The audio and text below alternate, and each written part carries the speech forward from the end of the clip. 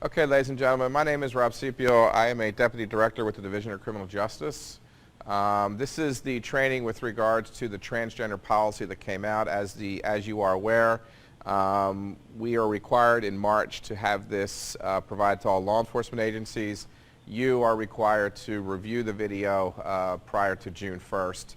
This is the training with regards to the directive that came out. So we're going to be talking about the training and talking about law enforcement interactions with transgender individuals. Fair use, everything that we have here is consistent with 17 U.S.C. 107. With regards to the training, we need to give credit where credit is due. And so AAG Jeremy Feigenbaum, AAG Joseph Walsh, DAG Kirsten Kruger, DAG Marie McGovern, DAG Robin Mitchell, and SDAG Robert Cipio Jr., myself, actually were involved in the creation of this PowerPoint for your training purposes.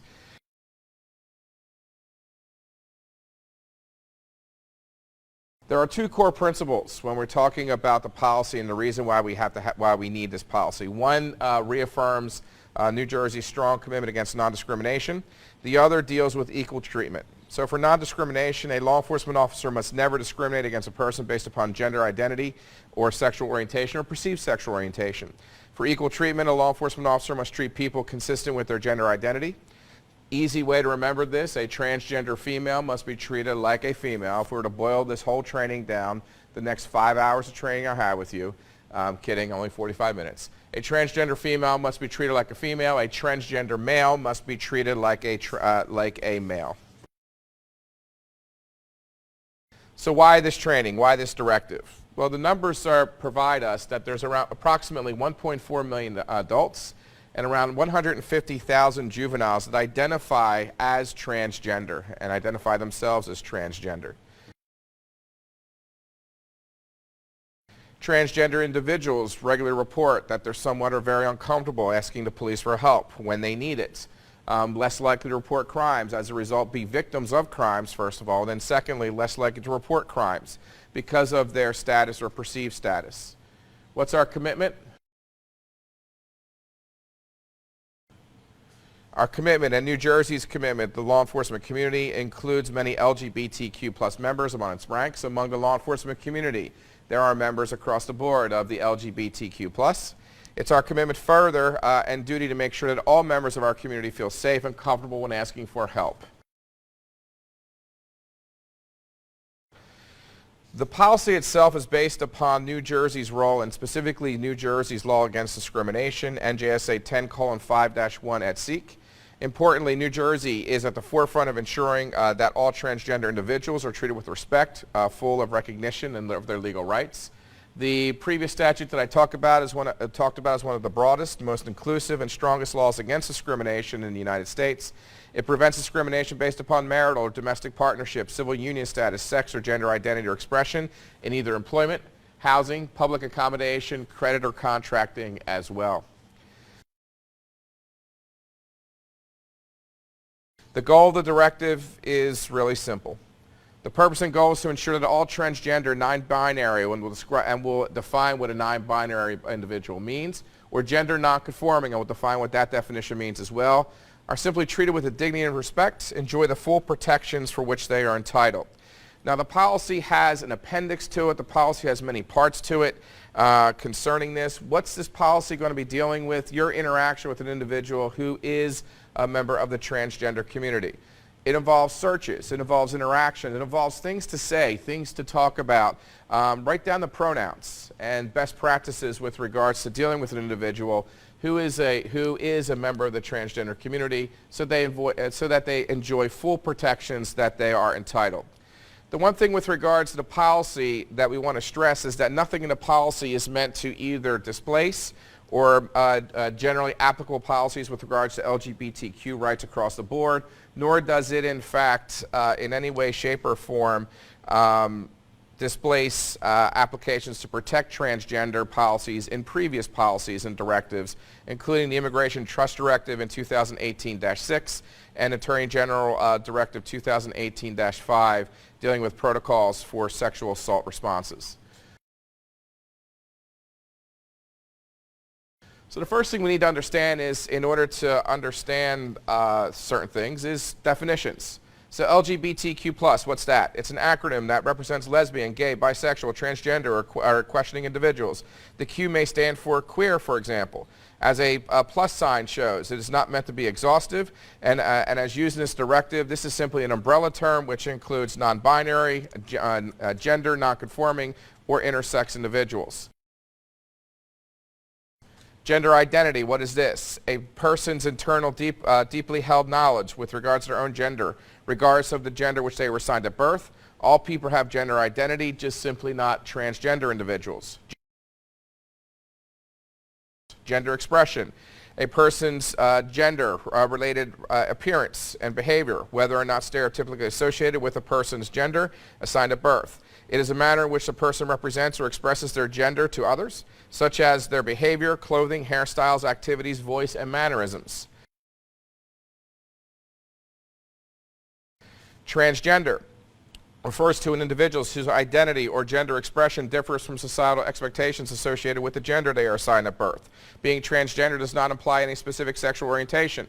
The term is used as an adjective, transgender person. We're not using them as noun and verbs, so we're not using it as transgenders or transgendered, but rather a transgender person is the appropriate way to use the word. Definitions, transgender man. This is a term, the term for transgender person who is assigned a female at birth but identifies as a man. So again, a transgender person who is assigned a female at birth but identifies as a man. Transgender woman. This is a transgender person who is assigned male as a birth but identifies as a woman.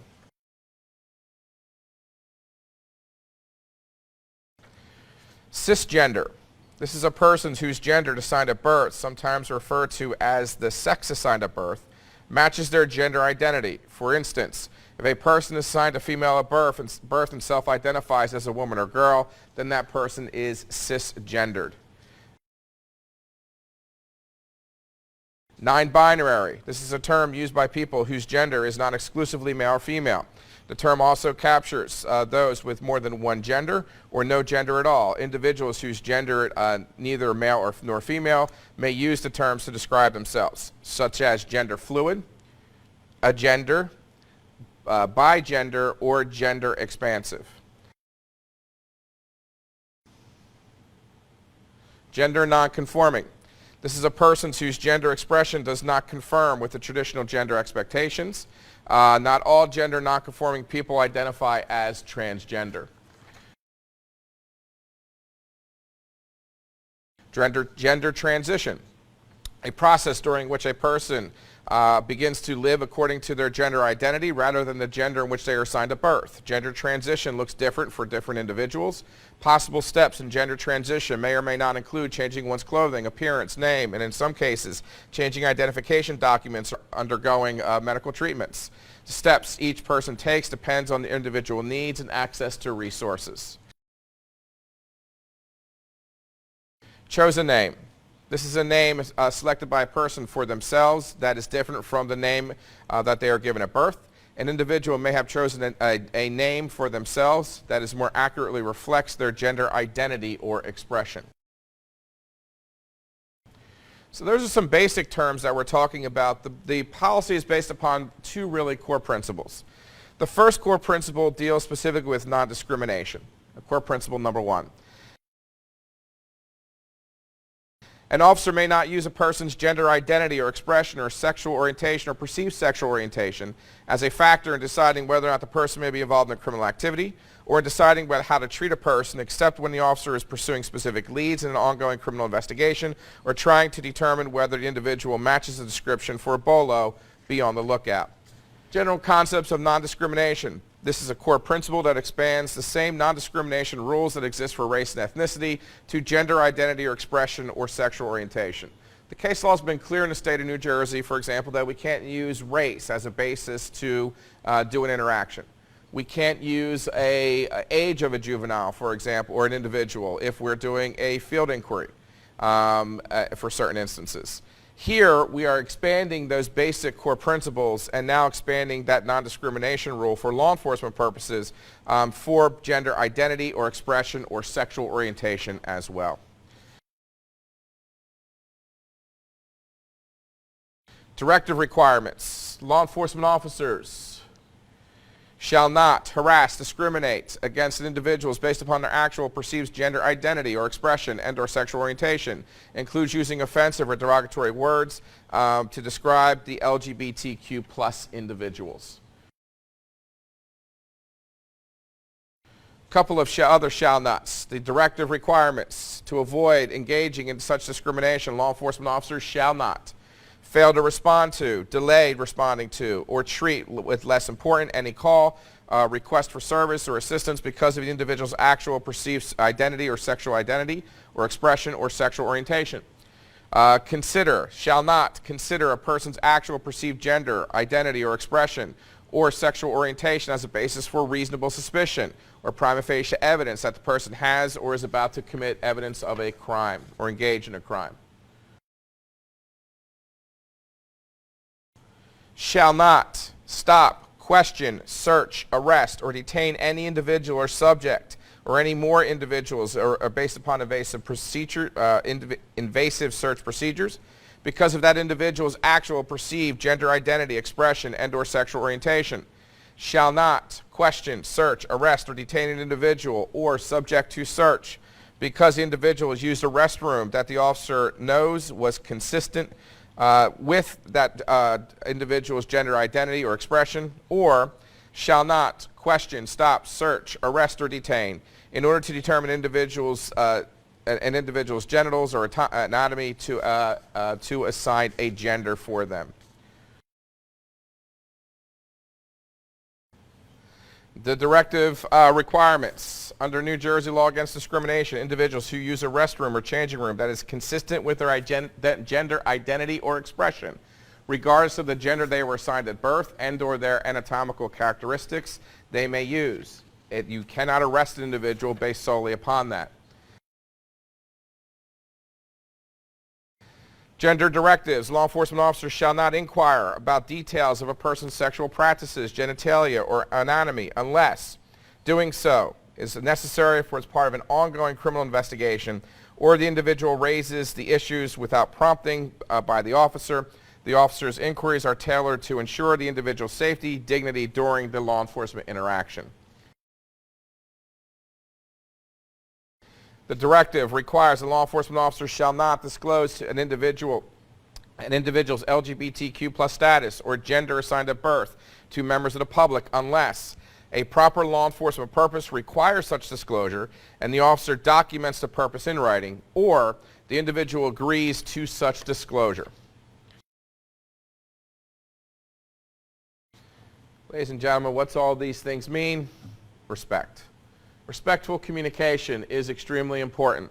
So respectful communication, transgender individuals' chosen names and pronouns are critical to dignity and identity for the transgender community. Using the right pronouns. What shall you do?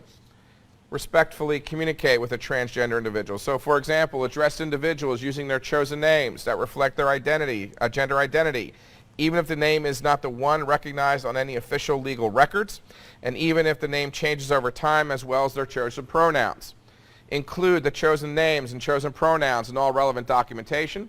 Use the chosen names and pronouns in any communications about that individual with members of the public, including with the press, except when doing so would impermissibly disclose the individual's LGBTQ plus status, and except where necessary in filing legal filings and communications about those filings.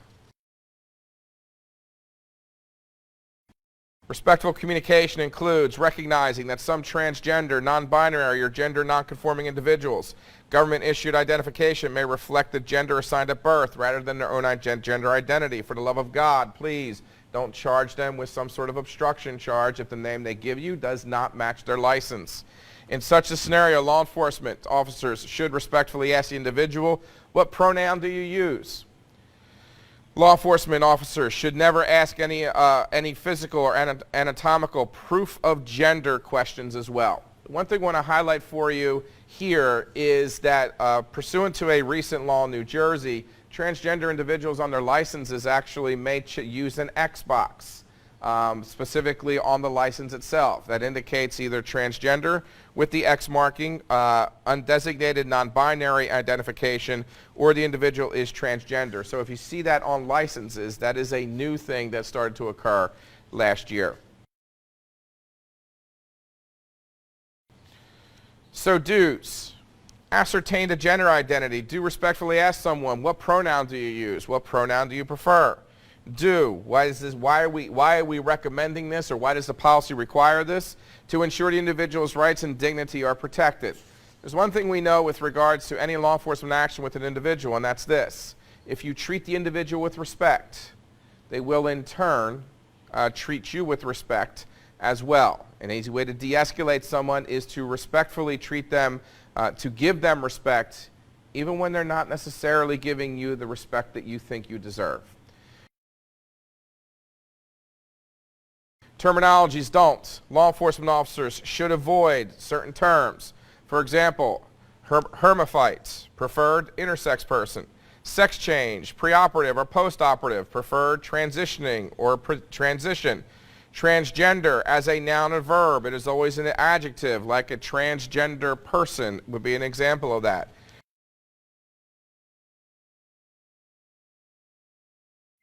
Don't. Law enforcement officers shall never use any type of slurs or words which are perceived as slurs in the actual community. They include she, male, he, she, it, transvestite, tranny or tranny, dyke, faggot, gender bender as well. These are all terms which law enforcement officers should not use. Now, one thing that I do want to highlight for you is this. In your interaction with an individual with the transgender community, you shouldn't use those terms.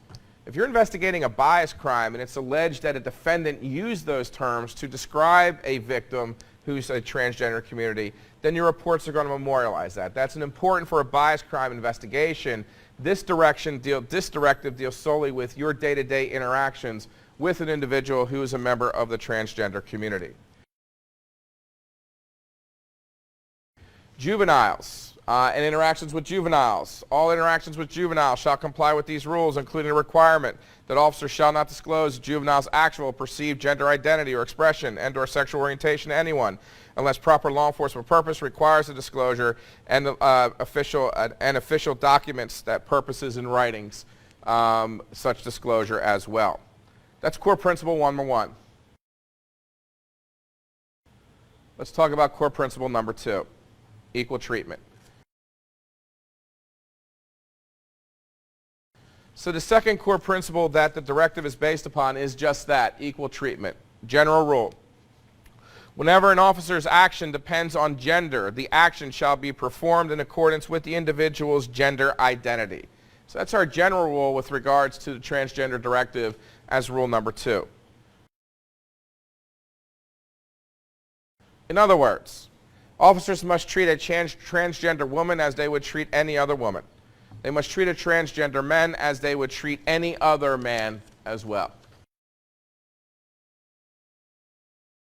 This rule applies equally. This rule applies when and only when law enforcement action is based upon gender. Some situations may turn on a person's gender. For example, non-exigent strip searches, cross-gender searches where they're prohibited, gender-segregated detentions and police stations as well. Equal treatment in communication and record keeping. An individual's chosen name or chosen pronoun should be noted appropriately to all relevant documentation. A chosen name or chosen pronouns in addition to separate spaces already included for an alias or nickname is where we're going to place chosen name. Officers should record the individual's legal name as stated on the government-issued identification document as well as other legal paperwork under legal name in all department forms and records as well. For searches, for the purposes of conducting a search, officers shall treat a transgender woman as they would treat any other woman. Officers shall treat a transgender man as they would treat any other man, regardless of the gender of the individual, that the individual was assigned at birth, and or anatomical characteristics at the time of the interaction. So for searches, if we're talking about an exigent circumstance, if we're talking about a search incident to a valid arrest, we're talking about a Terry frisk for weapons, we're talking about other public safety, a paramount, where we're dealing with that interaction, where we have an exigent circumstance, hot pursuit, let's say. There's no change with how we've done things. State versus Dickey still applies, where there's reasonable safety concerns. You may handcuff an individual during a field inquiry. You may conduct a search incident to a lawful arrest, where the sex of the individual really doesn't come into play. Where this policy changes things is those searches that are not based upon exigent circumstances. General rule, then, if only a female can search a cisgender woman, then only a female can search a transgender woman. General rule number 1.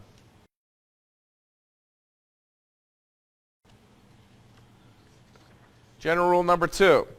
If only a male officer can search a cisgender man, then only a male officer can search a transgender man. Rule number 2. And again, these are in non-exigent circumstances that we're talking about.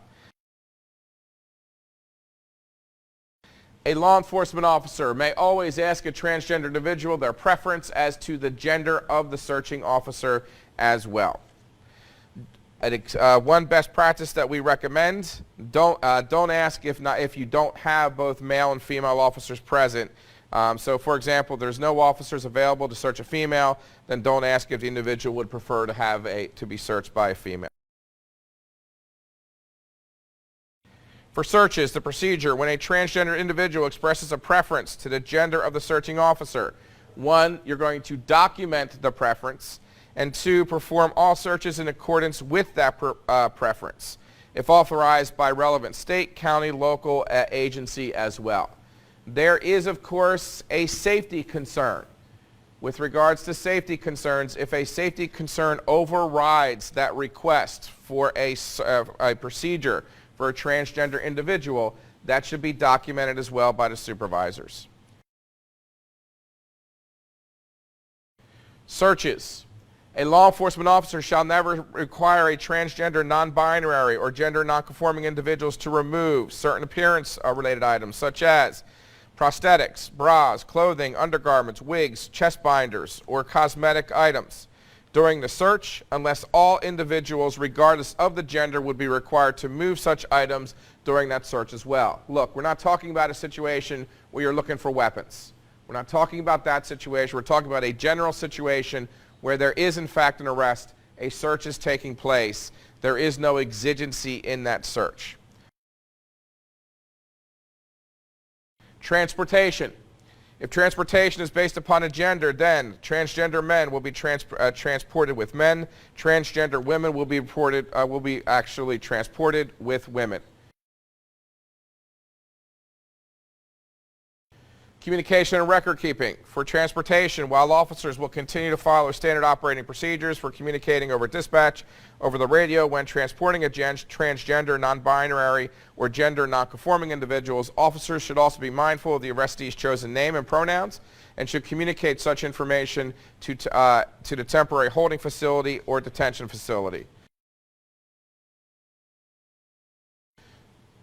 When appropriate, to ensure the arrestee's safety, a transporting officer may communicate the individual's identity, gender identity, to temporary holding facility or detention facility. For detention, prisoner logs and other documents used to track prisoners while in custody should also include the individual's chosen name and pronouns to the subsequent shifts of the officers may address the individual appropriately. The next slide deals with detention and temporary detention at police stations. This policy does not change any DOC regulations with regards to, or JJC for juvenile regulations with regards to searches that occur at the jails. It is limited solely to temporary detention at a police station. If a detainee's individuals are held in areas that are segregated on a gender basis upon gender or based upon gender, law enforcement officers shall house, place, or otherwise detain individuals in line with the gender identity or expression, regardless of the gender of the individual was assigned at birth, and or the anatomical characteristics unless otherwise requested. The reason for this, statistically, based upon national studies, transgender individuals in this position are more likely to be victims of additional crimes or violence against them. Detention at a police station. If detained individuals are held in areas that are segregated based upon gender, law enforcement officers shall permit the individuals to use restrooms consistent with their gender identity or expression regardless of the gender of the individual was assigned at birth and or anatomical characteristics. In other words, a transgender woman will be housed with other women unless she requests otherwise. A transgender man will be housed with other men unless requested otherwise. Restrooms will be consistent with their gender identity. Thus, going back to our rules, detention at a police station, when a cisgender woman is housed with other women, then a transgender woman will be housed with other women unless otherwise requested.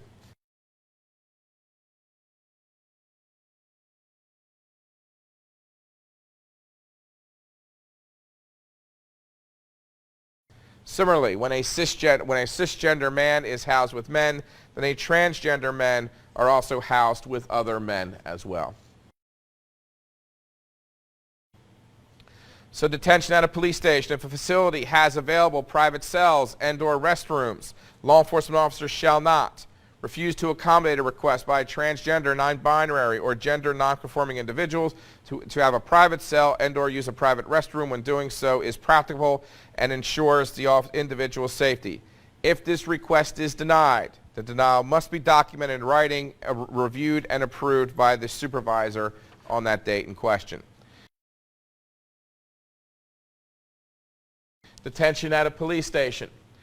If a facility has available private cells and or restroom, law enforcement officers shall not require someone to be housed, placed, or otherwise detained in a private cell or use private restroom on a basis of the person's actual perceived gender identity or expression or sexual orientation absent such a request.